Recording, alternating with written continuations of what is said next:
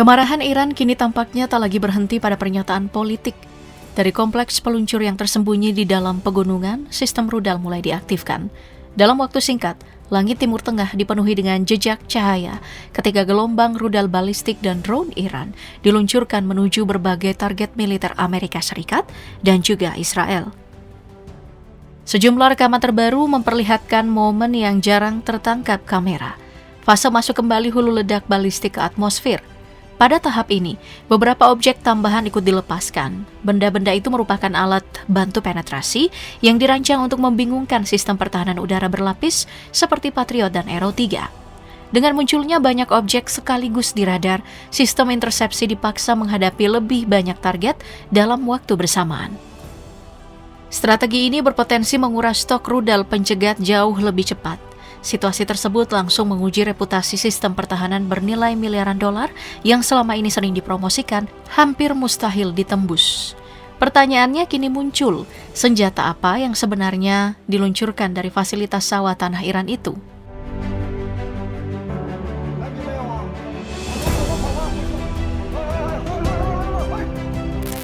Salah satu sistem senjata yang paling menonjol dalam serangan Iran adalah Fatah 2, rudal hypersonic yang disebut-sebut sebagai lompatan baru dalam kemampuan serangan jarak jauh Teheran. Beberapa rekaman memperlihatkan proses peluncurannya dari kendaraan peluncur mobile. Mesin roket menyala terang, rudal meluncur vertikal, lalu dalam hitungan detik menghilang ke langit. Video ini menunjukkan lintasan yang sangat cepat sebelum ledakan terjadi di sekitar target strategis.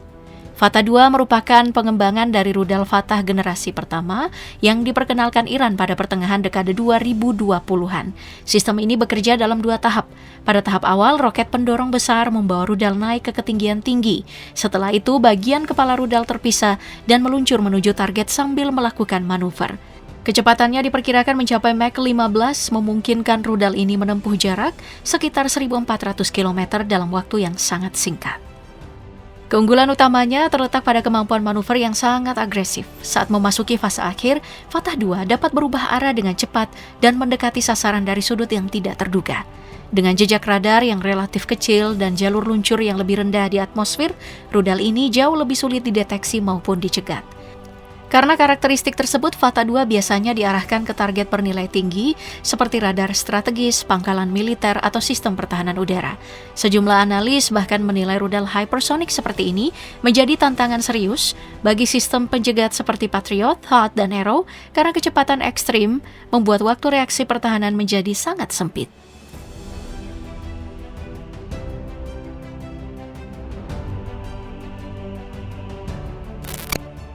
Iran juga menggunakan senjata yang jauh lebih sederhana tetapi efektif, drone kamikaze HESAS Shahid 136. Dalam beberapa rekaman yang beredar, drone ini terlihat terbang rendah sebelum akhirnya menghantam sasaran. Salah satu video bahkan menunjukkan Shahid 136 menyerang sistem radar di pangkalan Angkatan Laut Amerika di Bahrain, sementara rekaman lain memperlihatkan drone serupa menabrak bangunan di kawasan Manama, lokasi markas armada kelima Angkatan Laut Amerika Serikat. Shahid 136 pertama kali diperkenalkan Iran pada awal dekade 2020-an sebagai drone yang dirancang untuk terbang menuju target dan menghantamnya secara langsung. Bentuknya khas dengan sayap delta segitiga dan panjang sekitar 3,5 meter. Drone ini memiliki jangkauan hingga 2.000 km, memungkinkan Iran menyerang target jauh tanpa harus mengerahkan pasukan mendekat. Keunggulan terbesar Shahid 136 adalah biaya produksi yang relatif rendah serta kemampuannya diluncurkan dalam jumlah besar sekaligus. Dalam serangan terbaru, drone ini dilaporkan menghantam berbagai sasaran strategis seperti instalasi radar, fasilitas militer hingga bangunan pendukung pangkalan Amerika. Bahkan ada laporan yang menyebut satu drone menghantam sebuah hotel di Manama dan melukai 2 pegawai Departemen Pertahanan Amerika Serikat.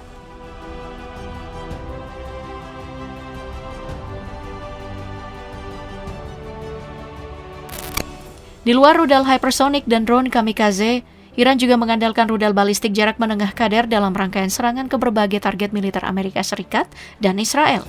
Dalam sejumlah rekaman lama dari latihan militer Iran, rudal ini tampak diluncurkan dari kendaraan peluncur bergerak yang ditempatkan di kawasan gurun. Qader termasuk dalam keluarga Qader 110, generasi lanjutan dari seri rudal Shahab yang lebih tua. Sistem ini diperkirakan memiliki jangkauan sekitar 1.800 hingga 2.000 km, sehingga mampu menjangkau berbagai sasaran penting di seluruh kawasan Timur Tengah. Dengan jangkauan tersebut, Iran dapat mengarahkan serangan ke pangkalan militer, fasilitas logistik, maupun instalasi pertahanan udara milik lawan yang berada jauh di luar wilayahnya. Dalam eskalasi terbaru, sejumlah laporan menyebut rudal Qader ini digunakan sebagai bagian dari serangan balasan Iran terhadap target di Israel dan pangkalan militer Amerika di wilayah Teluk. Rudal ini sendiri bukan senjata baru dalam arsenal Iran.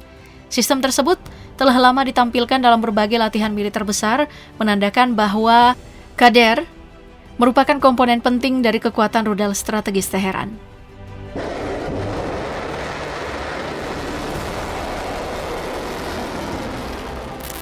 Selain Qader ini, Iran juga menggunakan rudal balistik Emad, salah satu sistem yang dikenal memiliki daya ledak besar. Dalam rekaman uji coba yang pernah dipublikasikan militer Iran, rudal ini terlihat menghantam target simulasi dengan kekuatan ledakan yang signifikan. Emad merupakan rudal balistik jarak menengah dengan jangkauan sekitar 1.700 hingga 1.800 km. Sistem ini berasal dari keluarga Shahab, namun telah dilengkapi sejumlah peningkatan teknologi dibanding pendahulunya. Salah satu fitur utama yang membuatnya menonjol adalah penggunaan Maneuverable Re-entry Vehicle atau MRV, yakni hulu ledak yang mampu bermanuver saat kembali memasuki atmosfer menuju sasaran. Kemampuan manuver tersebut meningkatkan tingkat akurasi rudal ini. Beberapa laporan menyebutkan presisinya dapat mencapai circular error probable kurang dari 500 meter, sehingga efektif untuk menyerang target strategis seperti pangkalan militer, radar, maupun sistem pertahanan udara. Rudal ini juga membawa hulu ledak dengan bobot sekitar 750 hingga 1.000 kg yang dapat diisi berbagai jenis muatan. Dalam eskalasi terbaru, sebuah video yang beredar di media sosial bahkan memperlihatkan momen ketika rudal Iran meluncur menuju sasaran sambil berusaha menghindari lebih dari 10 rudal pencegat yang ditembakkan oleh sistem pertahanan udara lawan.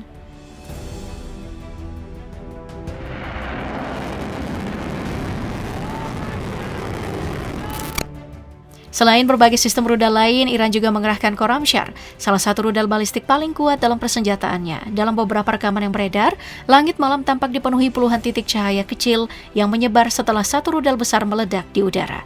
Fenomena tersebut bukan meteor ataupun kembang api, melainkan efek dari hulu ledak klaster yang memecah menjadi banyak submunisi sebelum jatuh ke area target. Khorramshahr merupakan rudal balistik jarak menengah yang pertama kali diperkenalkan Iran pada tahun 2017 dan terus mengalami peningkatan teknologi.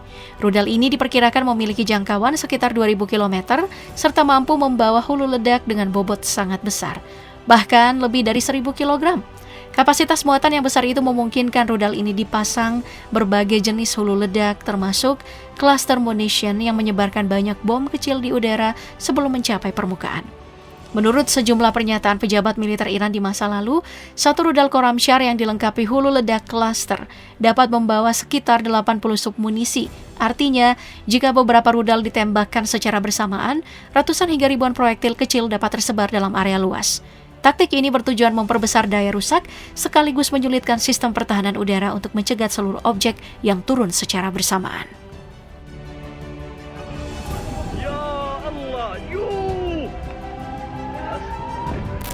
Serangan Iran sejak 28 Februari 2026 menunjukkan skala eskalasi yang jarang terjadi di Timur Tengah.